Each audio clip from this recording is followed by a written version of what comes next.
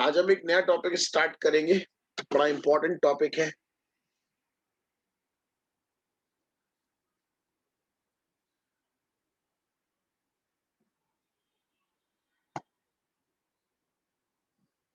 जरा ध्यान दें।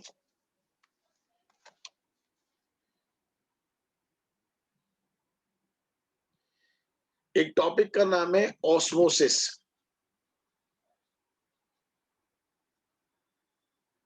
कभी नाम सुना है ऑस्मोसिस का? सब बच्चे बताइए, कभी ऑस्मोसिस का नाम सुना है कहीं?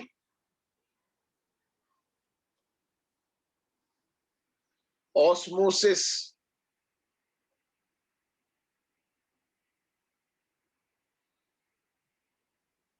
राधिका गांधी बेटा, आप अपने रोल नंबर के साथ क्लास में एंट्री करें।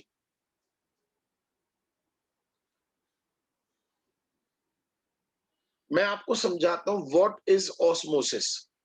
कभी आपने पानी के अंदर, जैसे पानी है, पानी के अंदर कभी आप किशमिश डालो। जब पानी के अंदर हम किशमिश डालते हैं तो बताइए क्या होता है? जब पानी के अंदर किशमिश डालते हैं तो क्या होता है? किशमिश फूल जाती है। वो एग्जाम्पल है ऑस्मोसिस का। कभी आप छुआरे को दूध में डालते हैं तो छुआरा फूल जाता है, वो एग्जाम्पल है ऑस्मोसिस का। तो प्रैक्टिकली आप समझ लो व्हाट इज ऑस्मोसिस। इसके लिए पहले आपको एक बात समझनी है। एक टर्म होता है semi permeable membrane. Semi permeable membrane, semi permeable membrane, short में बोलते हैं एसपीएम।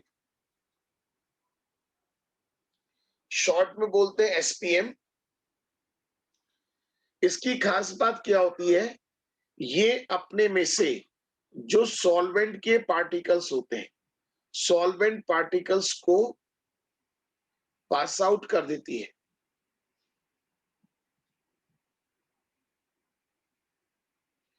जो सेमी परमेबल मेम्ब्रेन होती है वो अपने में से सॉल्वेंट पार्टिकल्स को पास आउट कर देती है, बट सोल्यूट पार्टिकल्स को पास आउट नहीं कर पाती। आप ऐसे समझ लो, कभी आप अंडे का छिलका उतारोगे तो एक खास तरह की मेम्ब्रेन रहती है। सब बच्चे समझ रहे हैं? एक खास तरह की मेम्ब्रेन रहती है। जब आप अंडे का छिलका उतारोगे या जब आप प्याज का छिलका उतारोगे, एक खास तरह की मेम्ब्रेन रहती है। उस तरह की जो मेम्ब्रेन होती है उसे बोलते हैं सेमी परमिएबल मेम्ब्रेन।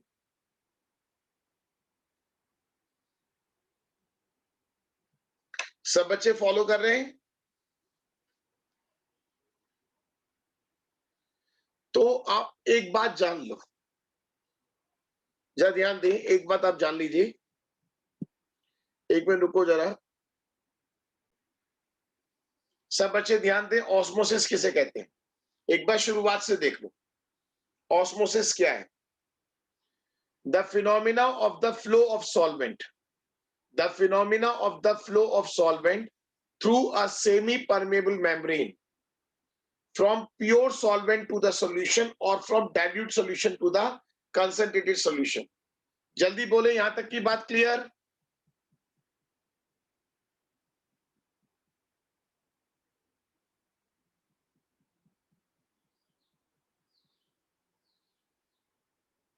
सारे बच्चे बताएं, यहां तक की बात क्लियर?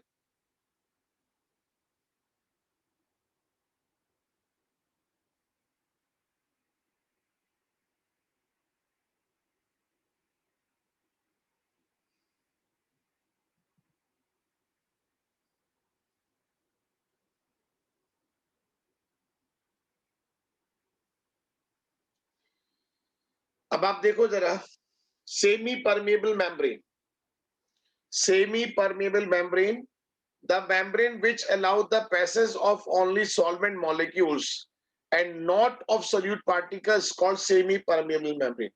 जल्दी बोलो, एक एक पॉइंट क्लियर हो रहा है? What is semi permeable membrane? जल्दी बोलो, एक एक बात क्लियर हो रही है?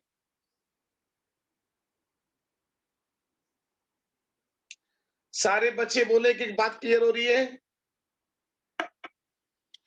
ऐसी मेम्ब्रेन जो अपने में से सॉल्वेंट पार्टिकल्स को तो निकल जाने देती है, बट सोल्यूट पार्टिकल्स को नहीं निकलने देती। इस तरह की जो मेम्ब्रेन होती है वो सेमी परमेबल मेम्ब्रेन कहलाती है। These membranes can be of animal and vegetable origin, and these occur naturally, such as pig bladders or parchment, or can be synthetic, such as cellophane.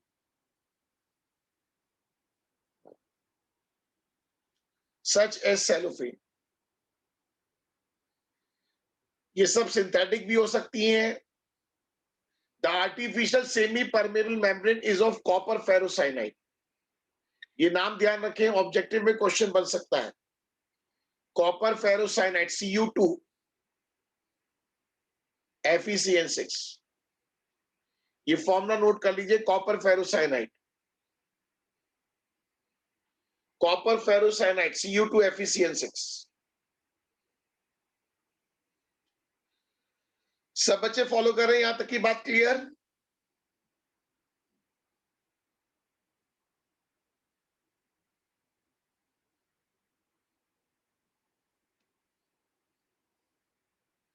यहां तक की बात क्लियर?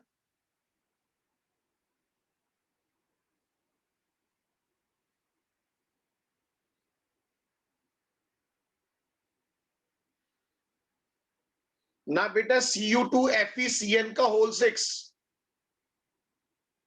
Cu2 Fe, फिर bracket है Cn का whole 6। Clear? Cu2 FeCN का whole 6।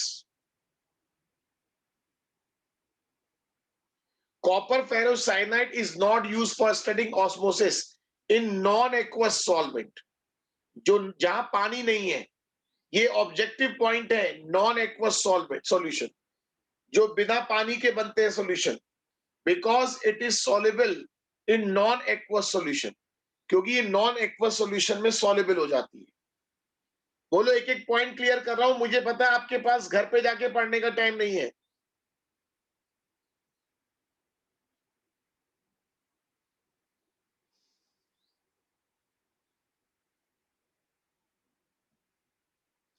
सब बच्चे फॉलो कर रहे हैं? जल्दी बताइए, सब बच्चे फॉलो कर रहे हैं?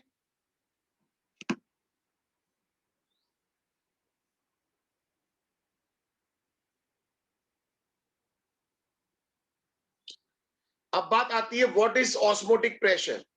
सेलोफेनिक सिंथेटिक सब्सटेंस है, ये सब सब्सटेंस है जो सेमी परमेबल मेम्ब्रेन की तरह काम करते हैं।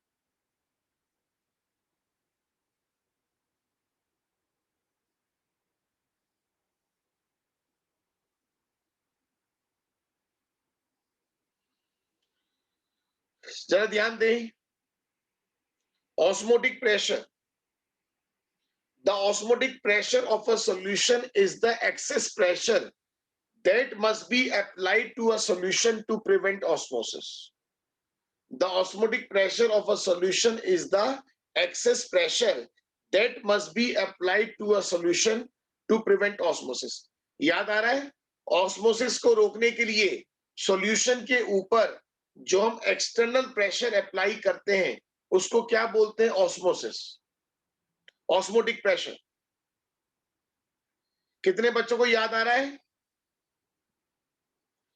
सॉल्यूशन, ऑस्मोटिक प्रेशर उस एक्सटर्नल प्रेशर के इक्विवेलेंट होता है जो ऑस्मोसिस को रोकने के लिए हम सॉल्यूशन के ऊपर अप्लाई करते हैं। जरा डेफिनेशन याद कर लीजिए। Pressure that just stop the flow of solvent is called osmotic pressure of the solution. Pressure that just stop the flow of solvent is called osmotic pressure of the solution. Pressure that just stop the flow of solvent. बोलो, ये NCERT की definition है, सब बच्चे follow कर रहे हैं?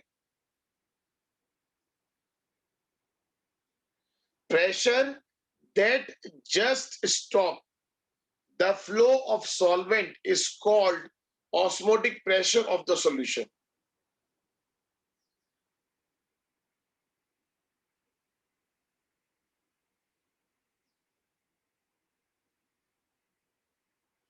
सब बच्चे फॉलो कर रहे हैं?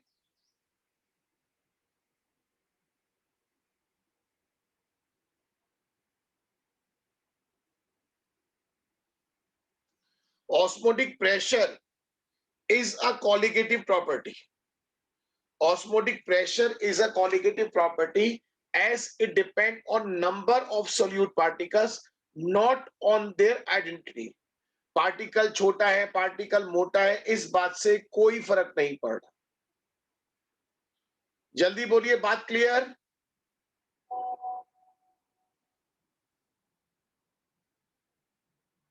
सब बच्चे फॉलो कर रहे हैं? जल्दी बोलिए, बात क्लियर?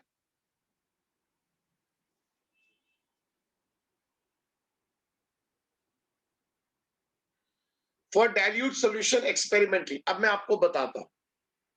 अब जरा फिर दोबारा से सुनो सारी कहानी. जो बात मैंने आपको बताई थी फिर से क्लियर कर लो. ऑस्मोसिस में क्या होता है, सारे बच्चे बताओ. सॉल्वेंट के पार्टिकल सेमी परमेबल मेम्ब्रेन के थ्रू डाइल्यूट सॉल्यूशन से कंसंट्रेटेड सॉल्यूशन की तरफ या सॉल्वेंट से सॉल्यूशन की तरफ मूव करते हैं. इस नेचुरल प्रोसेस को ऑस्मोसिस कहते हैं.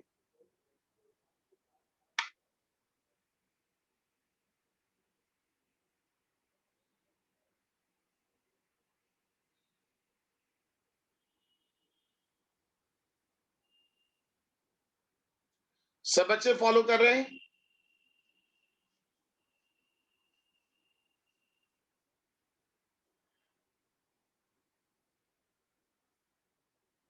सब बच्चे फॉलो कर रहे हैं? मैंने आपको बताया था सॉल्वेंट पार्टिकल्स का एसपीएम के थ्रू डाइल्यूट सॉल्यूशन से कंसंट्रेटेड सॉल्यूशन या सॉल्वेंट से सॉल्यूशन की तरफ मूव करने का जो प्रोसेस होता है उसे ऑस्मोसिस कहते हैं. ठीक है, अब देखो जरा, अब जरा ध्यान दें. सब बच्चे ध्यान से सुनो. ऑस्मोसिस एक वर्ड आता है osmotic pressure.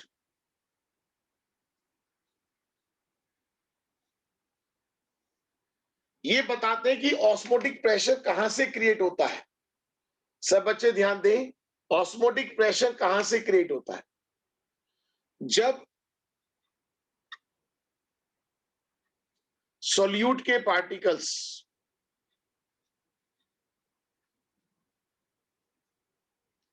Semi permeable membrane से कोलिजन करते हैं तो ऑस्मोटिक प्रेशर क्रिएट होता है. जब सल्यूट के पार्टिकल्स सेमी परमेबल मेम्ब्रेन से कोलिजन करते हैं तो ऑस्मोटिक प्रेशर क्रिएट होता है. सारे बच्चे बोले, बात क्लियर? जब सल्यूट के पार्टिकल्स सेमी परमेबल मेम्ब्रेन से कोलिजन करते हैं तो ऑस्मोटिक प्रेशर क्रिएट होता है. सब बच्चे फॉलो कर रहे हैं? इन्होंने कहा जिस तरीके से गैस के अंदर जब गैस के मॉलिक्यूल्स कंटेनर की वॉल से कोलिजन करते हैं, सुना है? जब गैस के मॉलिक्यूल्स कंटेनर की वॉल से कोलिजन करते हैं तो गैसियस प्रेशर क्रिएट होता है. ठीक उसी तरीके से सॉल्यूशन में सॉल्यूट के पार्टिकल्स जब सेमी परमेबल मेम्ब्रेन से कोलिजन करते हैं, जब सॉल्यूट के पार्टिकल्स सेमी परमेबल मेम्ब्रेन से कोलिजन करते हैं तो ऑस्मोटिक प्रेशर क्रिएट होता है.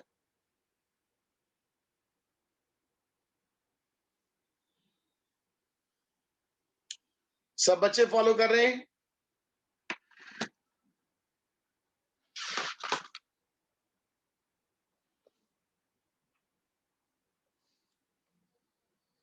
सब बच्चे फॉलो कर रहे हैं?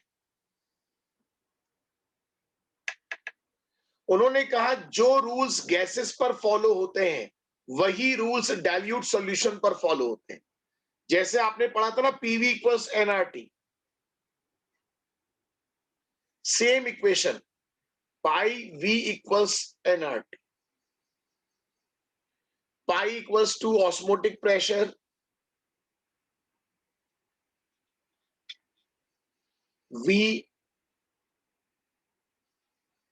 वॉल्यूम ऑफ सॉल्यूशन, एन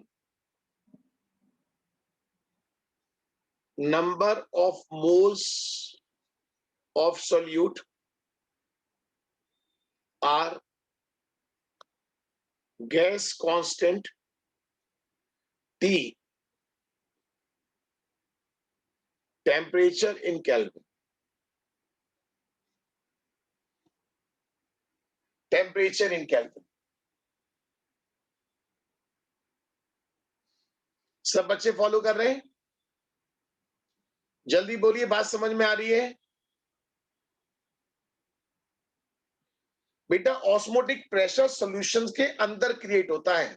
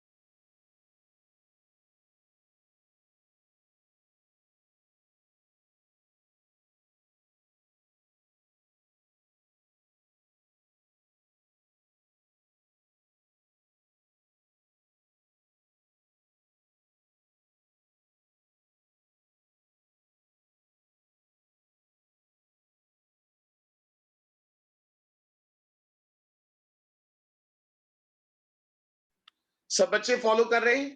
जैसे आपने गैस के अंदर पढ़ा था ना पीवी इक्वल्स टू एनआरटी, ऐसे यहां पर होता है pi V equals to NRT. अब जरा इस इक्वेशन को यूज करना सीखना है।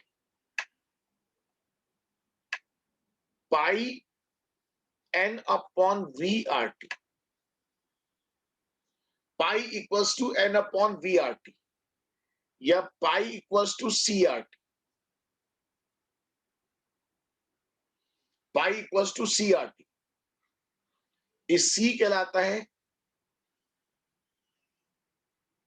मोलर कंसंट्रेशन, या जिसे आप नाम दे सकते हैं molarity. N upon V is molarity. सारे बच्चे बोलो, बात क्लियर? हम दो फॉर्मूले यूज करेंगे, pi V equals to W upon N की जगह W upon M R T.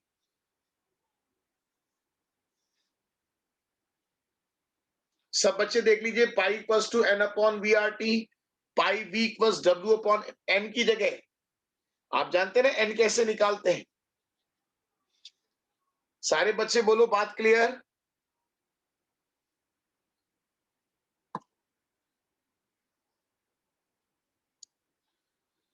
सारे बच्चे बोले, बात clear? N equals W upon M.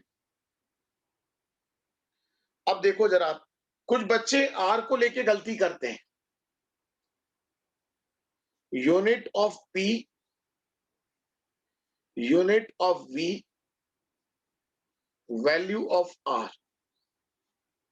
अगर पी एटमॉस्फेयर में है, वॉल्यूम लीटर में है, तो आर की वैल्यू 0.0821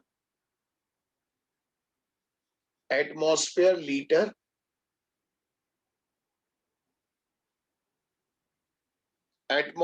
लीटर पर मोल पर केल्विन। अगर बार में है, लीटर में है, 0.0831 बार लीटर पर मोल पर केल्विन। ये प्रैक्टिस करते करते याद हो जाएंगी, ज्यादा बड़ा अंतर नहीं है। एटमॉस्फेयर में है तो 0.0821 एटमॉस्फेयर लीटर पर मोल पर केल्विन। अगर बार में है तो 0.0831।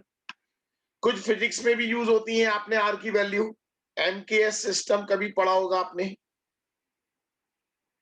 प्रेशर किसमें होता है? न्यूटन पर मीटर स्क्वायर, जिसको हम बोलते हैं पास्कल। वॉल्यूम मीटर क्यूब में, तो आर की वैल्यू 8.314 जूल पर मोल पर केल्विन, या 2 कैलोरीज पर मोल पर केल्विन। जल्दी बोले, याद आ रहा है कुछ? और एक होता है सीजीएस सिस्टम, डाइन पर सेंटीमीटर स्क्वायर।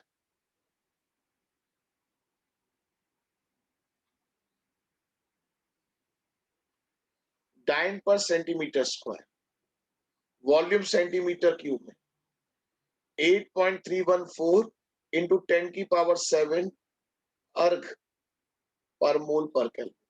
ये सब बच्चों को याद होना चाहिए, कभी ना कभी काम आएंगी।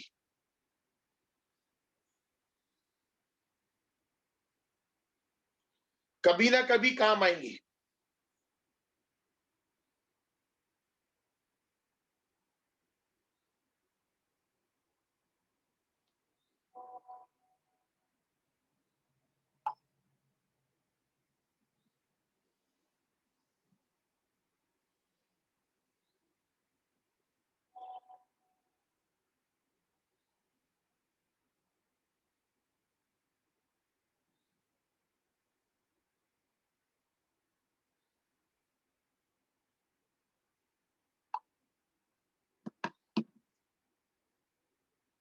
सब बच्चे नोट कर लिया?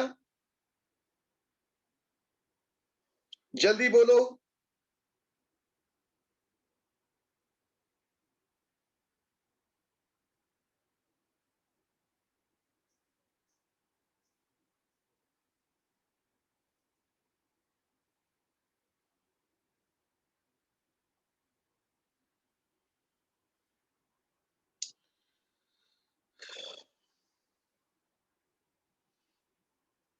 अब देखो जरा, एक बात आती है,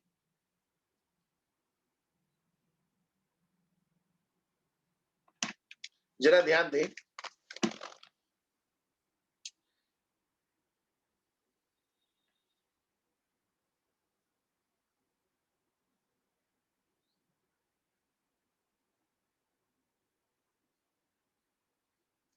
एग्जाम्पल ऑफ ऑस्मोसिस। कभी ये पहला वाला एग्जाम्पल देखा है? A raw mango placed in concentrated salt solution loses water through osmosis and shrivel into pickle. A raw mango placed in concentrated salt solution loses water through osmosis. कभी किसी बच्चे ने देखा है? कभी आपने अपने घर में आम का अचार बनते हुए देखा है? जब आम का अचार बनाते हैं तो कच्चे आम को काटते हैं, काटने के बाद हम उसे नमक में डाल देते हैं। कुछ याद आ रहा है? नमक में डाल के बोट में बंद कर देते हैं। कुछ देर बाद वो आम का अचार, जो कच्चा आम होता है, वो अपने में से पानी छोड़ देता है, पूरा का पूरा पानी बाहर निकल जाता है। कितने बच्चों को याद आ रहा है? पूरा का पूरा पानी बाहर निकल जाता है। वो भी क्या है? एक ऑस्मोसिस का ही एग्जाम्पल।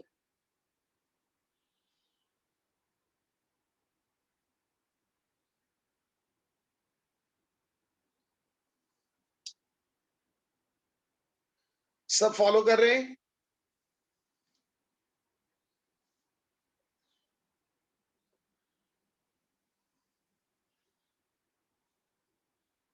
अब आप देखो जरा,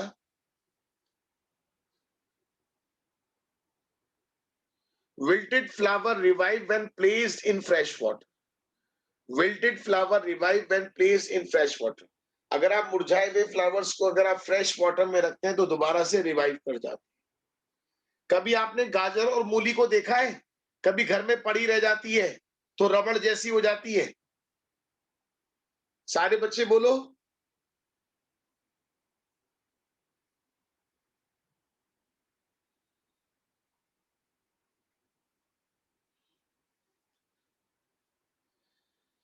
अब देखो, अ carat that has become limp because of water loss into the atmosphere can be placed into water making it firm once again. अगर आपने सब्जी वालों को देखा होगा, वो लगातार सब्जी वाले पानी छिड़कते रहते हैं। सब्जी में ताजापन बनाए रखने के लिए वो लगातार एक बाल्टी पानी रखते हैं और सब्जी के ऊपर पानी डालते रहते हैं, जिससे सब्जी में एक फ्रेशनेस बनी रहती है।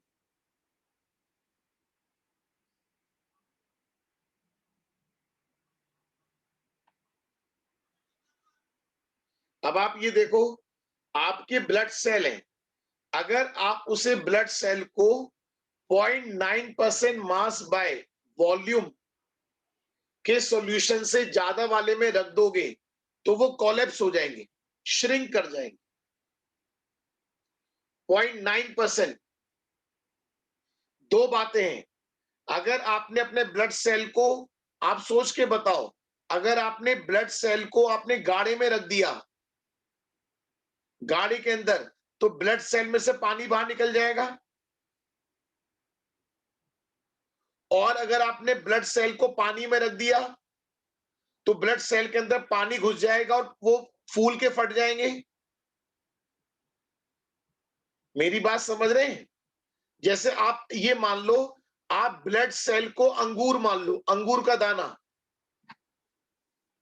आप ब्लड सेल को अंगूर का दाना मान लो। अरे बोलो, मान लिया?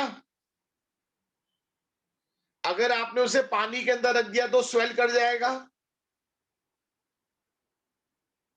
राइट, बिल्कुल सही कह रहे हो, जैसे छोले।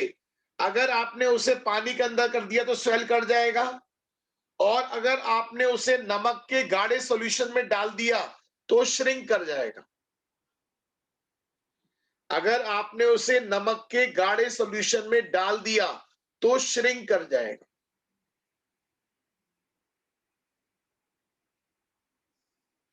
जल्दी बोलिए, बात क्लियर?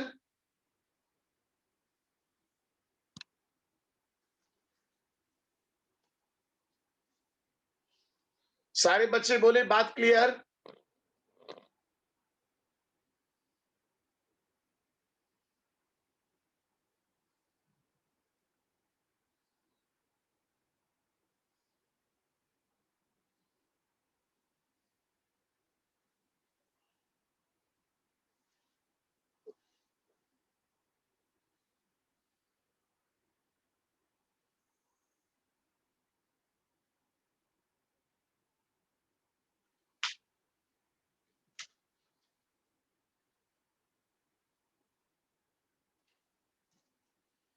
सारे बच्चे बोलो, बात समझ में आ रही है?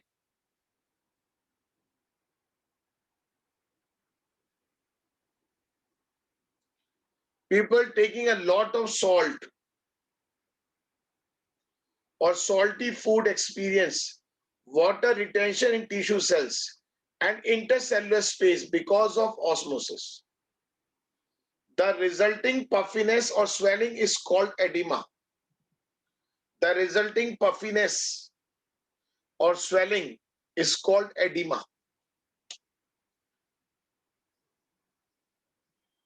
कई बार आपने सुना हो वाटर रिटेंशन हो जाता है बॉडी के अंदर, सुना है?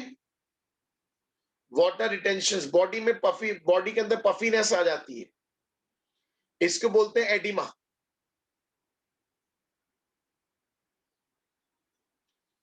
Water movement from soil into plants and subsequently into upper portion of plants is due to osmosis.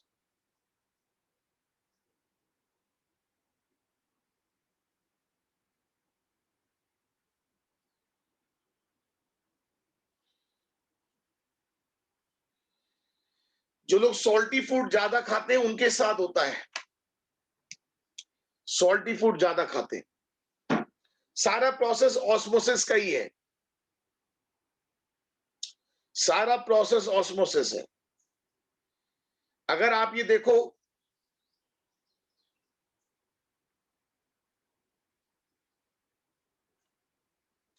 वो भी सब ऑस्मोसिस है। आप फिंगर को ज्यादा देर पानी में डाल लो, वो अजीब सी श्रिंक कर जाती, अजीब सी रह जाती है। वो सब वही कहानी है। अगर जैसे आपके पास कटा हुआ मीट है, कोई भी चीज जो ऑस्मोसिस करेगी, कोई भी चीज जो ऑस्मोसिस करेगी, जिसकी वजह से ऑस्मोसिस हो सकता है, वहां पर इस तरह का इफेक्ट आएगा। आपके पास कटा हुआ मीट है, आप उस कटे हुए मीट के ऊपर नमक डाल दो, तो वो मीट कुछ लंबे समय तक खराब नहीं होगा। अगर आप कटे हुए मीट के ऊपर कुछ लंबे समय के लिए, जरा ध्यान से सुनो, जो बात मैं बता रहा हूं ध्यान सुनो। आपके पास जैसे कटा हुआ मीट है, आपने अभी मीट काटा और फ्रेश आपके पास रखा हुआ है, आप उस पे नमक की बुरकी डाल दो, नमक छिड़क दो, तो क्या होता है, वो जो मीट होता है थोड़ा लंबे समय तक खराब नहीं होता। उसके पीछे क्या होता है, जो बैक्टीरिया होते हैं, बैक्टीरिया, जब आप उनके ऊपर नमक डालते हैं, नमक डालने पे क्या होता है, बैक्टीरिया का ऑस्मोसिस हो जाता है, और जैसी बैक्टीरिया का ऑस्मोसिस होगा, बैक्टीरिया डेड हो गए। या फिर कटे हुए फ्रूट्स होते हैं, उनके ऊपर आप चीनी डाल दो, कटे हुए फ्रूट्स के ऊपर आप चीनी डाल दो, तो भी वहां बैक्टीरिया सरवाइव नहीं कर पाते। मैंने आपसे कहा ना मेन बात क्या है, मैंने आपसे बोला ना मेन बात क्या है, ऑस्मोसिस। मेन बात क्या है, ऑस्मोसिस। सब बच्चे फॉलो कर रहे हैं? फ्रोजन फूड का कंसेप्ट अलग है। फ्रोजन फूड का कंसेप्ट अलग है, वहां तो टेम्परेचर ही बहुत डाउन ले जाते हैं। सब बच्चे फॉलो कर रहे हैं? जल्दी बोलिए।